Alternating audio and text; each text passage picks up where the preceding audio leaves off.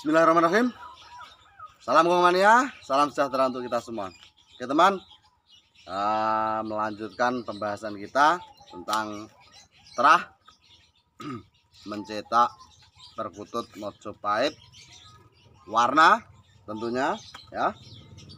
Ini berbagi pengalaman saya pribadi. Sekali lagi saya tekankan, di sini adalah pengalaman yang saya lakukan di kandang saya. Jadi ada kurang lebihnya saya mohon maaf yang sebesar-besarnya. Oke, berbagi dipakai monggo, tidak ya cari ilmu yang lebih bagus lagi di luar. Masih ada mentor-mentor lain yang memberi solusi tentang peternakan yang mungkin cocok dengan Anda ya.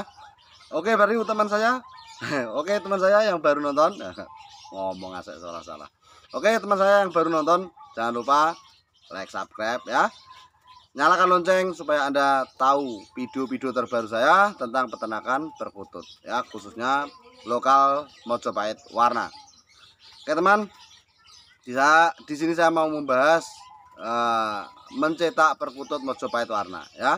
Mencetak perkutut Mojopahit warna dengan terah yang sedetail mungkin, sebagus mungkin, dengan harapan hasilnya juga akan terbaik juga ya.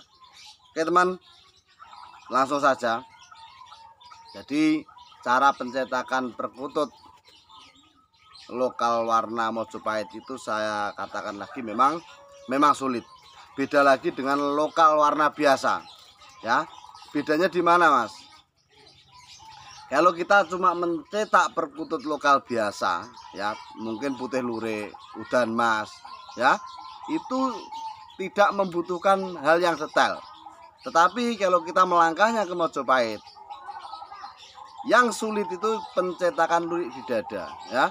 Jadi perkutut Mojopahit itu kan dadanya lurik ya, sampai dubur, kadang dubur ke atas, kadang full dubur. Nah, ekornya ekor hitam, yang belum tahu kan saya kasih tahu ini. Ya, ekornya full hitam, luriknya full sampai dubur, bukan kalung kemben sampai sini saja. Nah, ataupun dari yang kebak, tapi Mojopahit lurinya full dubur. Nah, kesulitannya mencetak warna Mojopahit di sini ya. Kadang persilangan itu sudah kental darah Mojopahitnya pun masih saja keluar kebak ataupun ekor hitam biasa. Misalnya begini. Ini saya pakai contoh ya. Saya itu punya Mojopahit putih. Ya, Mojopahit putih sudah kolaborasi dengan lain-lain kan. Seperti di partai pertama saya terangkan tadi, cara mencetak Mojopahit putih. Nah, ini Mojopahit putih ini saya silangkan dengan Mega Mendung yang sudah punya darah Mojopahit. Ini saja anaknya kadang masih split double, kadang masih Mega Mendung double ya, kadang udan mas ekor hitam belum Mojopahit ya, kadang keluar Mojopahit juga, tapi masih banyak keluar split-splitnya, bahkan sering split double. Bayangkan Anda ya, bayangkan begitu rumitnya mencetak Mojopahit warna. Jadi pantas saja harganya tinggi. Karena apa? Mencetaknya memang sangat sulit ya. Karena apa sangat sulit? Mencetak lurik di dada itu kadang putus juga ya. Kalau putus, pembelinya juga komplain. Ah, ini Mojopahit luriknya kurang bagus mas, ini luriknya kurang tebal mas. Andai saja kamu tahu prosesnya bagaimana, mungkin akan bilang begitu kurang begitu berani. Karena apa? Memang sangat menguras energi, membutuhkan waktu yang lama. Jadi intinya kenapa mencetak Mojopahit itu sangat sulit, itu karena kita harus fokus kepada lurik di dalam dada butut tersebut ya. Luriknya semakin tebal semakin bagus. Nah, ini PR kita sebagai peternak untuk mencetak itu. Itu dulu. Maaf saya perokok berat. Kalau nggak ngerokok berpikir kurang full. Lanjut teman. Jadi Anda sekarang bisa membandingkan ya, bagaimana cara mencetak perkutut Mojopahit dan perkutut lokal warna biasa. Itu kendalanya di situ teman.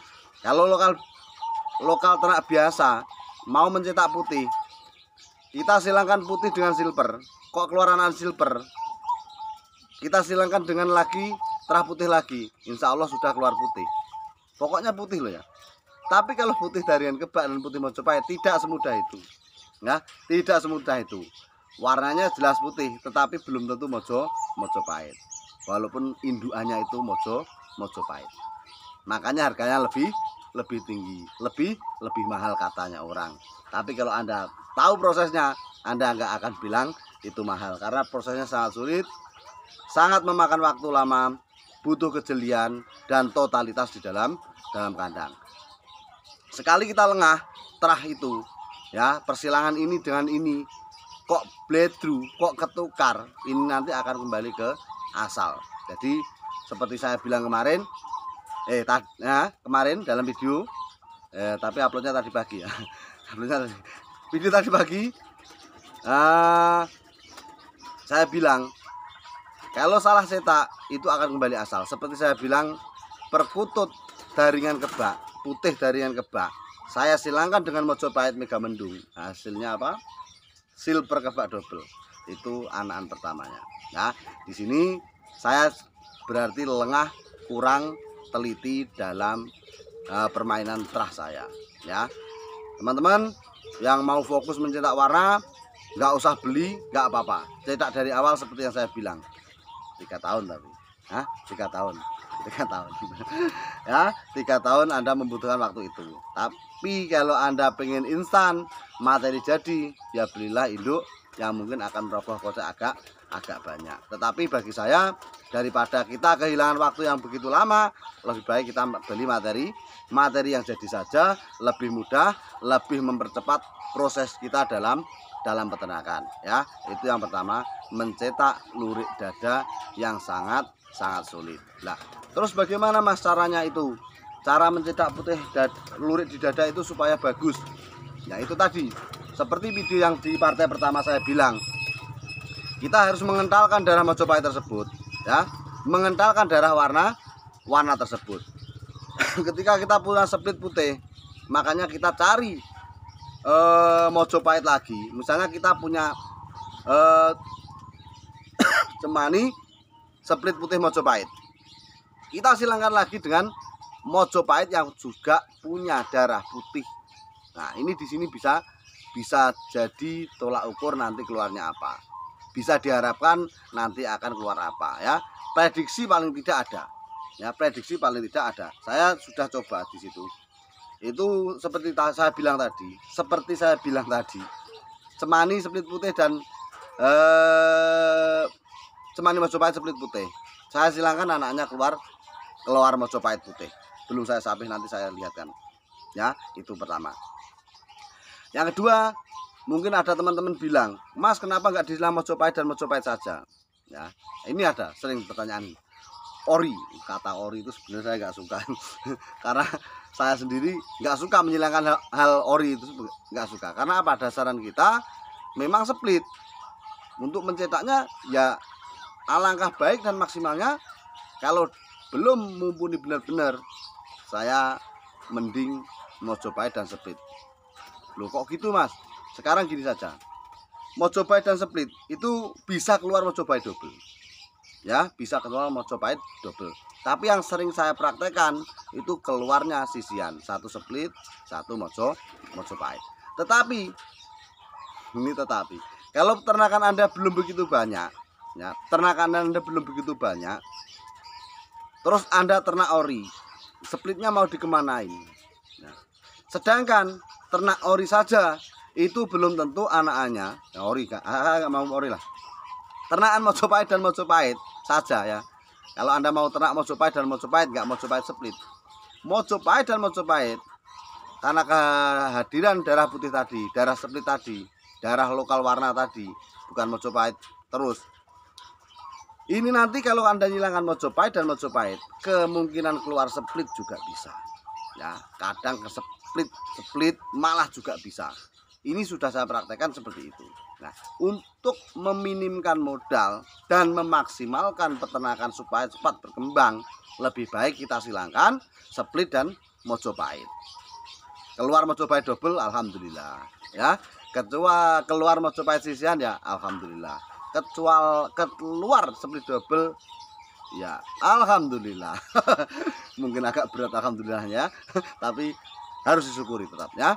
Jadi itu teman, alasan kenapa saya suruh mempersilangkan antara split dan Mojopahit, yaitu supaya maksimal perkembangannya, supaya cepat berkembang dalam peternakan kita ya. Karena apa? Splitnya kalau nggak kita pakai mau buat apa? Kita nyilangkan Mojopahit dan Mojopahit pun hasilnya belum tentu itu akan Mojopahit terus. Oke, saya lihatin bukti kalau saya menyilangkan cemani Mojopahit dan cemani split Mojopahit putih dan Mojopahit cemani split putih, keluar anakan Mojopahit putih. Ini anakan perdana ya, anakan perdana.